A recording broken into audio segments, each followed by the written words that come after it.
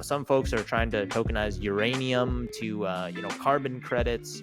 All of these things are things that various projects in the crypto space are working on right now. It's not just something that is being talked about. It's actively being worked on. So welcome back, everybody, to another episode of Wagmi TV. We have a really interesting one for you guys today. We're talking about real world assets, tokenized real world assets on the blockchain, and what we've seen be successful so far, and where it's going to take us into the future. So, really interesting episode for you all. If you want to learn some about this, I'm going to pass it over to Mata to give us just a brief breakdown on what real world assets are, and then we're going to dive into it. Yeah, this is a use case that's been really exciting that we've been hearing a lot about, I feel like, over the last couple of years. And so we'll get into this, but it's really just breaking the surface recently with an awesome little sub use case within the entirety of what it's trying to be. But real world assets, or RWAs, are really any asset that exists in the physical world, such as like real estate, stocks, bonds, commodities, even art and collectibles. And really the tokenization of those. So tokenization is really the process of converting these assets into digital tokens that can be then traded on the blockchain, right? So that's essentially, you can see the numerous numbers of use cases that could come out about this. But I think the one we want to talk about mostly today is government bonds. So Sam, you want to take that really quickly? Yeah, absolutely. Thanks for the rundown there. And as you guys can see, like the plethora of use cases for the tokenization of RWAs is super, super vast, right? Like there's a variety of different things that people are thinking about doing when it comes to tokenizing real world assets. The one that's pretty exciting and that has actually gained product market fit, I would say, this year is tokenization of government bonds. And it's important before I kind of go into the data on like what we're seeing and what protocols are being successful on this front. It's important to understand kind of why this is happening in the first place. So if you rewind back to 2020, right, when the Federal Reserve cut interest rates, that was a huge tailwind for the world of DeFi, because in traditional finance, yields were like extremely compressed, right? Everything from government bonds to corporate bonds, all the yields were really, really low, right? And so people went down the risk spectrum trying to chase higher yields. And at that time, DeFi was offering yields that far exceeded traditional finance. So then you had a large capital influx into the world of DeFi that really kind of kicked off DeFi summer 2020. And the huge upswing that followed, we all have heard about it and miss it greatly. But what we're actually seeing over the last year and a half or so is the opposite happening, right? As the Federal Reserve has continued to tighten, what you're seeing is government bonds and the interest rates on government bonds and the yields that you can earn in traditional finance are actually going up significantly, to the point now where government bonds are actually yielding you between 5 and 6% sometimes, right? We've all seen it in maybe you guys as viewers are looking at money market funds or things of that nature to just kind of hold your cash, so it earns some interest from government bonds in the process. And what that has led to is the opposite dynamic, where capital is actually shifting off chain and into these government bond type products and money market funds. Now, what happens if you're an entity that has a mandate to remain on chain, right? Maybe you're a crypto project or a crypto first company. Maybe you're a DAO. What happens then, right? You don't really have that many options.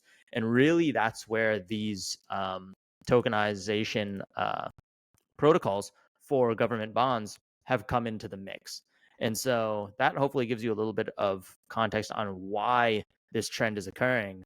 And now we can kind of, dig into the nitty gritty of what we're seeing here, which is honestly really exciting. And I think it's a clear kind of indication of product market fit within the space, which is exciting to see.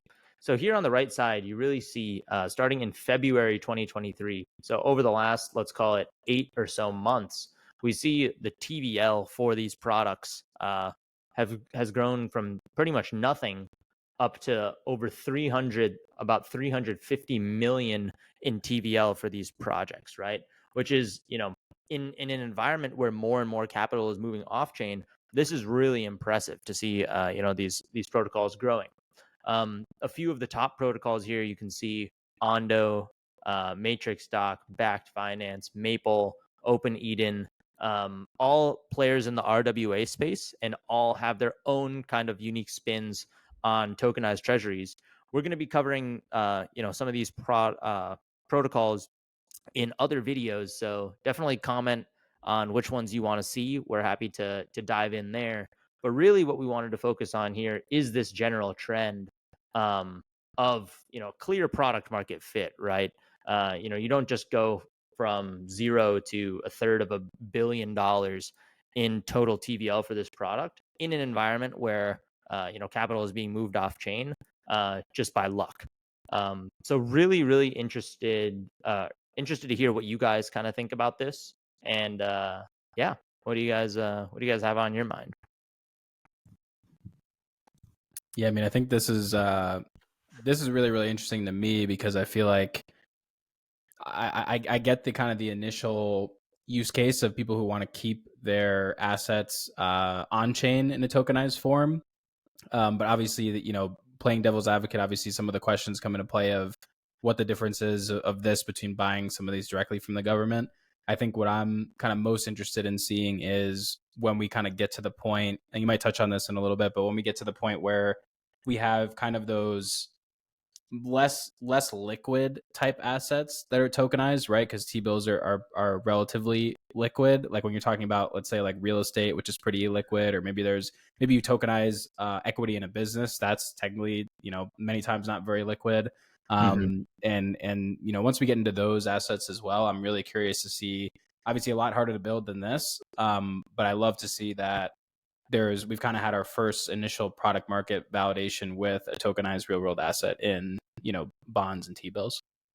Yeah, that's a great point. And kind of like Armada alluded to right at the beginning of the episode, right? There's steps to this. And you know, right now it's really nice to see kind of an initial product market fit for a particular use case on the RWA side. But this is definitely, I would call it the tip of the iceberg here, where there's definitely projects working on all the different use cases, Garcia, that you just mentioned, because the potential of it is so high. And so really, I think the biggest roadblock right now is like the legality, and kind of like maintaining compliance and everything. And that's definitely a roadblock, and people are trying to figure that out. So I think as things kind of like clearly they did it, these protocols did it on the side of the T-bills. So I think it's definitely possible for other assets in the future.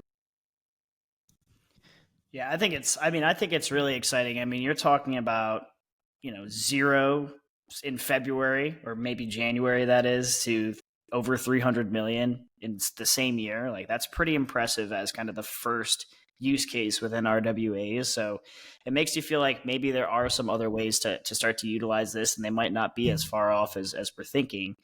I guess, kind of alluding back to some kind of what you said at the beginning, where some groups and some people do have access to actually invest in T-bills and invest in government bonds. I guess from your perspective, why are groups coming to this? Why are they specifically looking for tokenized assets from this perspective? Any thoughts on that? Like, why you're asking basically why are people coming and investing here? I think it's a combination of a lot of crypto first companies, right? This is maybe projects that a lot of our viewers may have invested in, or something like that, or products that have been around for quite some time. These projects have these treasuries, right? They have treasuries that they're using to pay their contributors, using to invest in the business, using to invest in growth, things of that nature, right? And a lot of them don't really have anything to do with their treasury. To put it simply, like they can just hold it in their wallet, and like maybe part of it is in ETH or Bitcoin and the other part of it is in USDC or something. And they don't really have anything that they can do to earn yield with it in a responsible way. And this really gives them an outlet to be able to do that. Similarly, hedge funds and things like that, investors, whales who are on chain first, right? They potentially have the option of moving capital off chain and doing that themselves, but it just makes it a much more streamlined process if they're able to do it all in one seamless way. And so I think those are a lot of the capital that's flowing in is from those people. Um, and I think those are probably the top two in terms of like capital allocators here. Yeah, I think that's really interesting. I'm kind of curious, like after T-bills, like if you're seeing with your experience in the market, like what's actually being prioritized? Because obviously there's a lot of kind of next steps to this, right? In terms of what can be tokenized, but then also, are there more projects just doubling down on the T-bill side? Are there other projects or companies that are saying, okay, well, you know what, corporate credit's not really going to be a priority. It's more so we see you know, opportunity in real estate being tokenized. Like, do you see any sort of like prioritization in the market amongst any of these or anything like that? Yeah, that's a good question. I think like a really natural second step, and there are already protocols working on this, but that's corporate credit, right? So we've already seen kind of the tokenization of government debt. Now it's going to move to corporates, where you're seeing maybe projects connecting capital allocators with emerging market projects or something like that. Companies looking to raise funds are able to do that through this kind of streamlined process. And the problem there is obviously the due diligence becomes difficult, and folks are working on trying to figure that out. But I think once that gets figured out, and capital allocators are able to do the due diligence necessary, then that's a natural second step. Real estate is obviously a big one, and the one that like gets everyone really excited. The problem is the real estate is just extremely extremely complicated from a legal standpoint, and so that's really the main hurdle there. I am confident that it will happen at some point. It just might take a little bit longer. And then other projects that I've heard of, everything from like some folks are trying to tokenize uranium to carbon credits.